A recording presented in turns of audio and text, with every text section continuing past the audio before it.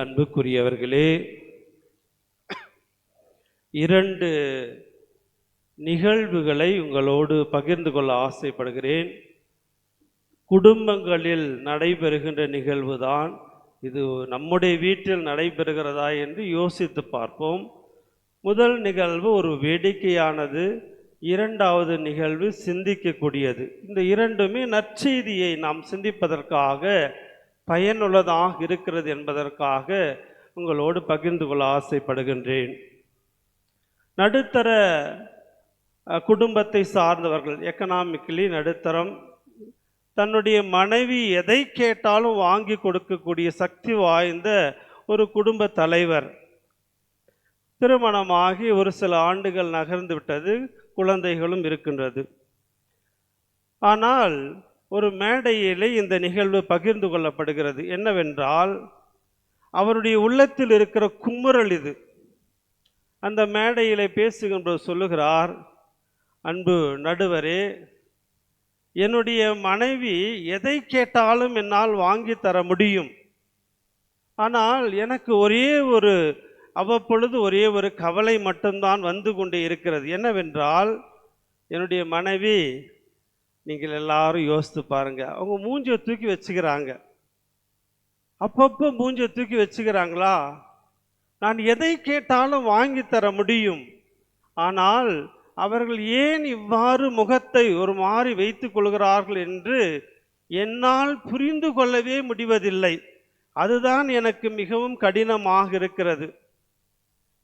அந்த நடுவர் கேட்குறாரு, என்னம்மா உங்களுக்கு தான் என்ன குறை இருக்குது? எல்லாத்தையும் வாங்கி வாங்கி தரேன்னு சொல்கிறாரு, ஏன் மூஞ்சி தூக்கி வச்சுக்கிறீங்க அப்படின்னு அந்த நடுவர் அந்த அம்மாவை கேட்கிற பொழுது அந்த அம்மா சொல்கிறாங்க, ஏன்னா நான் என்ன நினைக்கிறேன் என்பதை அவர் புரிந்து கொள்ள வேண்டும். இது ரொம்ப கடினம்.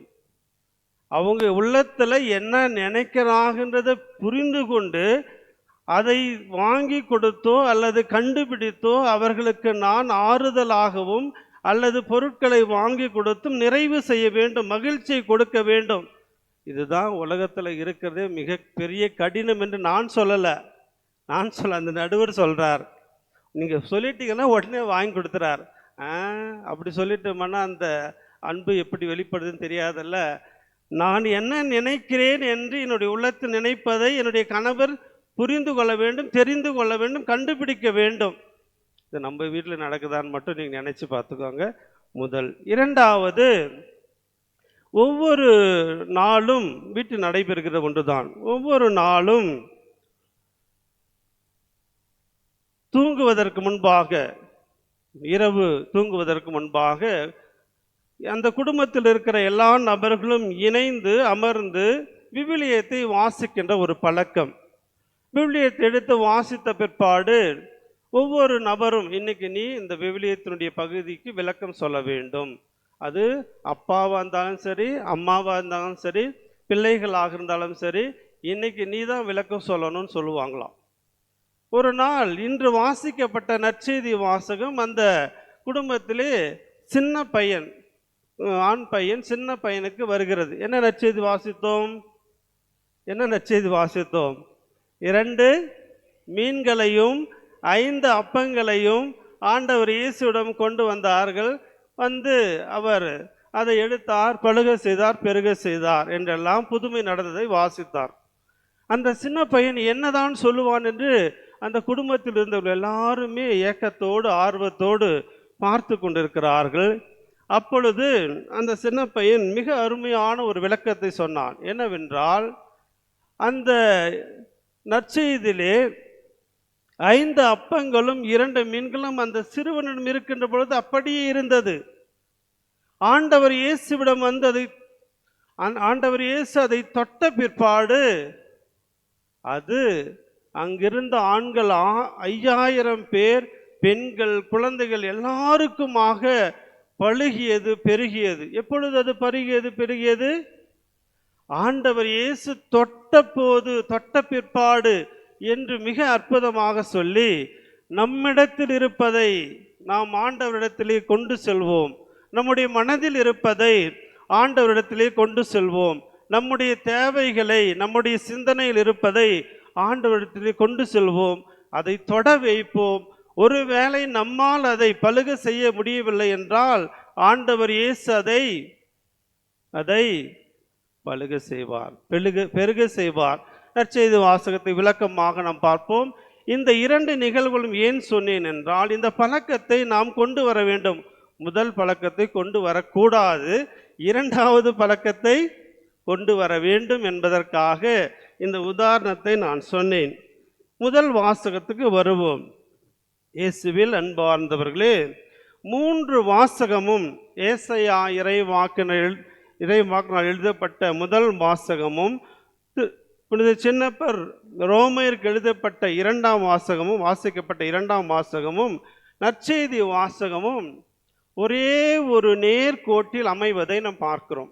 துன்பம், கடினம், மனசோர்வு, மிக சுருக்கமாக இந்த 3ஐயும் நான் சொல்லி ஒவ்வொரு வாசகத்தையும் நாம் சிறிது விரிவாக பார்த்து நிறைவு செய்வோம்.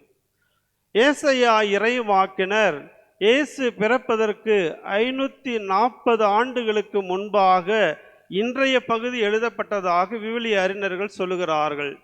540 ஆண்டுகளுக்கு முன்பாக, எப்பொழுது என்று பார்க்கின்ற பொழுது, இஸ்ராயல் மக்கள் பாபிலோனிலிருந்து விடுதலை ஆகி வருவதற்கு ஒரு சில ஆண்டுகளுக்கு முன்பாக 70 ஆண்டுகள் பாபிலோனில் அடிமைகளாக இருந்தார்கள். அப்பொழுதெல்லாம் அடிமைகளாக இருக்கின்ற போதெல்லாம் அவர்கள் கூக்குரல் இடுகிறார்கள், கடவுளே எங்கள் கண்ணீரை பாரும், நாங்கள் எருசலேமிலே, நாங்கள் யூதேயாவிலே எப்படியெல்லாம் மகிழ்ச்சியோடு இருந்தோம், இங்கு நாங்கள் அடிமைகளாக இருக்கிறோம். துன்பத்தை ஏறெடுக்கிறார்கள். எல்லோருமாக இணைந்து, பாபிலோனில் இருக்கிற இஸ்ராயல் மக்கள் எல்லோருமாக இணைந்து துன்பத்தை ஏறெடுக்கிறார்கள். துன்பம், அதற்கு விடை கொடுக்கிறார் ஏசாயா இறைவாக்கினர், விடை கொடுக்கிறார். 2வது வாசகத்திலும் நாம் வருவதற்கு முன்பாக அந்த விடையை பார்த்துவிட்டே வருவோம். என்ன விடை கொடுக்கிறார் என்றால், என் அன்பு மக்களே, நீங்கள் எல்லோரும் படுகின்ற துன்பத்தை, மனநிலையை நான் அறிந்து வைத்திருக்கிறேன். நீங்கள் தாகமாக இருக்கிறீர்கள், தண்ணீர் தாகம் அல்ல, விடுதலை என்ற தாகம். நான் என்னுடைய சொந்த நாட்டிற்கு எப்பொழுது போவேன், அங்கு மகிழ்ச்சியாக இருப்பேன் என்பதை நீங்கள் எல்லாரும் கண்ணீர் விட்டு கடவுளிடத்தில் வேண்டுவதை நான் பார்க்கின்றேன். அந்த தாகத்தை நான் அறிந்திருக்கிறேன். எல்லோரும் நீர்நிலைக்கு வாருங்கள், நீர்நிலைக்கு வந்து பருகுங்கள், உங்கள் தாகத்தை போக்கிக் கொள்ளுங்கள்.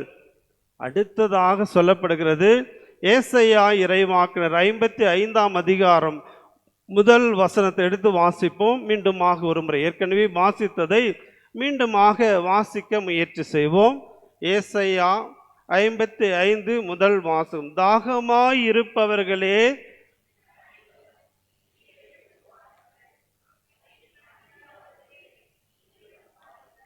தானியத்தை வாங்கி உண்ணுங்கள், வாருங்கள், காசு பணமின்றி திராட்சை ரசத்தையும் பாலையும் வாங்குங்கள்.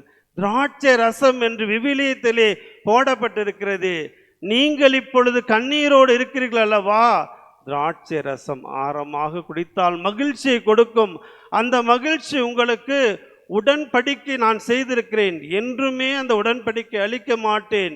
தாகமாக இருக்கின்ற நீங்கள் மீண்டும் சொந்த இடத்திற்கு போவீர்கள். திராட்சை ரசம் கொடுத்து அங்கு மகிழ்வது போல நீங்களும் மகிழ்வீர்கள். பாலை பருகுங்கள். பால் என்று சொல்லுகின்ற பொழுது செழிப்பாக இருப்பீர்கள். இங்கு இருப்பது போல நீங்கள் கடினப்பட மாட்டீர்கள். எனவே நீங்கள் கடவுள் மீது மீண்டுமாக நம்பிக்கை வைத்தால் உங்களுடைய தாகம் போக்கப்படும். அங்கே உங்களுக்கு மகிழ்ச்சி கிடைக்கும். திராட்சை ரசத்தை அறிந்து மகிழ்வது போல நீங்கள் மகிழ்ச்சி கொள்வீர்கள். பால் பருகி நீங்கள் செழிப்பாக இருப்பீர்கள். எங்கே தீவனம் அதிகமாக இருக்கிறதோ அங்கு மாடு இருக்கும், அங்குதான் பால் கிடைக்கும். எனவே பாலும் தேனும் பொழியும் அந்த நாடு மீண்டுமாக உங்களுக்கு கொடுக்கப்படும். நான் தாவீதுக்கு செய்த உடன்படிக்கை என்றுமே மறக்க மாட்டேன். நீங்கள் தான் மறந்து விடுகிறீர்கள். துன்பத்தில் இருக்கின்ற பொழுது ஆறுதலான வார்த்தையை சொல்லி ஆண்டவர் அழைக்கின்றார்.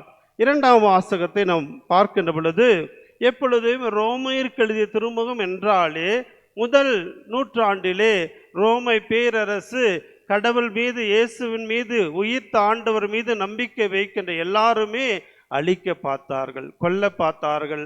அந்த ஒரு சூழ்நிலையிலே புனித சின்னப்பர் இன்றைய இரண்டாம் வாசகத்தின் வழியாக நமக்கும் ஒரு செய்தியை சொல்லுகிறார். ரோமேற்கு எழுதிய திருமுகம் 8ஆம் அதிகாரம் 35வது வசனம். ரோமையருக்கு இன்றைய இரண்டாம் வாசகம், ரோமையருக்கு எழுதிய திருமுகம் 8ஆம் அதிகாரம் 35வது வசனம். கிறிஸ்துவின் அன்பிலிருந்து நம்மை பிரிக்கக்கூடியது எது? வேதனையா, நெருக்கடியா, இன்னலா, பட்டினியா, ஆடையின்மையா, இடரலா, சாவா? எதுதான் பிரிக்க முடியும்?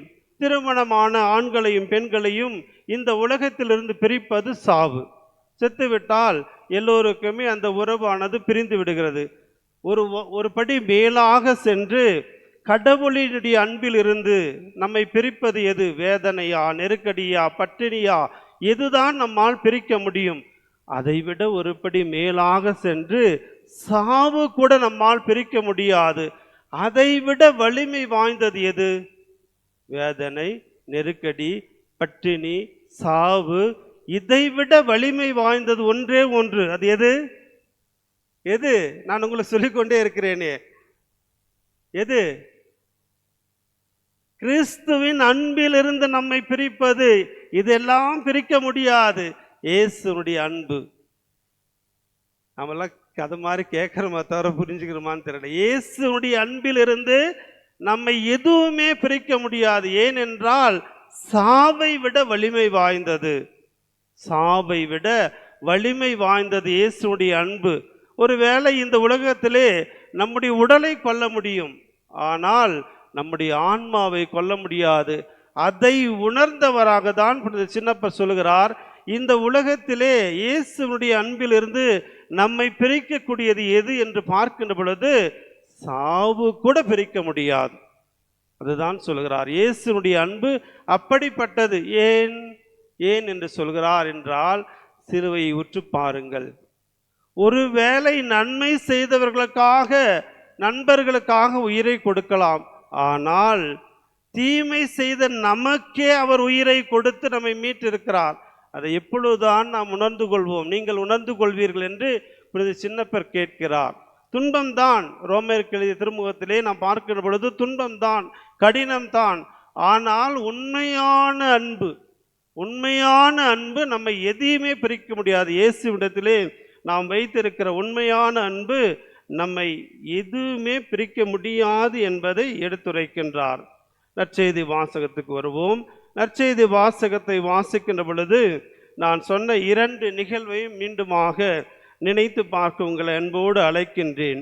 ஒரு கணவன் தன்னுடைய மனைவியை புரிந்து கொள்வது என்பது கடினமான ஒன்றுதான், ஆனால் இயலாத ஒன்று அல்ல. கடினமான ஒன்றுதான், ஆனால் இயலாததும் இல்லை. ஏனென்றால் நாம் உடன் இருக்கிறோம், உணர்வை புரிந்திருக்கிறோம். எனவேதான் இயலாதது கிடையாது என்பதை மீண்டும் மீண்டுமாக சொல்லி ஆண்டவர் இயேசு மிக கடினமான ஒரு உள்ளத்தோடு பாலைவனத்துக்கு செல்கிறார். என்ன கடினம்? தன்னுடைய உறவினரான திருமுழுக்கு யோவான் கொல்லப்படுகிறார். இன்றைய நற்செய்திக்கு முதல் பகுதியை நாம் வாசித்தால் நன்றாக தெரியும். உறவினரான திருமுழுக்கு யோவான் தலை துண்டிக்கப்பட்டு கொல்லப்படுகிறார். இதை கேள்விப்பட்ட பிற்பாடு மன பாரத்தோடு பாலைவனத்திற்கு செல்கிறார். தனிமையான ஒரு இடத்திலே சென்று நான் கடவுளை, என்னுடைய கடவுளை தியானிக்க வேண்டும். ஏன் இந்த கொடுமை, ஏன் இந்த கஷ்டம் என்று. அப்பொழுது பல 100 1000 மக்கள் அவரை தேடி செல்கிறார்கள். ஏனென்றால் இவர் அற்புதங்கள் செய்வார், அடையாளங்கள் செய்வார், பல நோய்களை குணமாக்குகிறார், பேய்களை ஓட்டுகிறார் என்பதையெல்லாம் அறிந்து அவர் எங்கிருக்கிறாரோ அந்த இடத்திற்கு தேடி செல்கிறார்கள். தானே கஷ்டத்தில் இருக்கிற, தானே மனசுக்கு கஷ்டமா இருக்குது. இந்த சமயத்தில் வந்திருக்கிற மக்கள் எல்லாரும் ஆறுதல் சொல்வதற்காக வரவில்லை, தேவைகளுக்காக வந்திருக்கிறார்கள். அந்த தேவையை அவர் உணர்ந்து கொண்டு புரிந்து கொண்டு என்னுடைய மக்கள் படுகின்ற அந்த தேவையெல்லாம் உணர்ந்து கொண்டு எல்லாவற்றையும் தன்னுடைய சோகத்தோடு இணைத்து, எல்லாருக்கும் இந்த உலகத்தில் கஷ்டம் வந்து கொண்டுதான் இருக்கிறது, கவலைப்படாதீர்கள், கடவுள் மீது நம்பிக்கை வைத்தால் உங்களுக்கு எல்லாம் சுகம் கிடைக்கும், ஆறுதல் கிடைக்கும், மன நிறைவு கிடைக்கும் என்று போதித்து கொண்டிருக்கிறார்.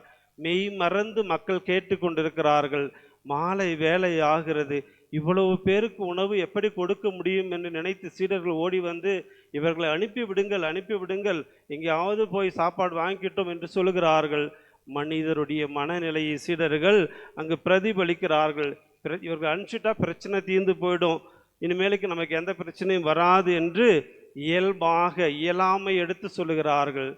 ஆனால் நான் இங்கு ஒருவன் இருக்கிறேன், நான் கடவுளுடைய வல்லமையை படைத்திருக்கிறேன், இதை என்னால் சரி பண்ண முடியும் என்று சீடர்கள் உணரவில்லை.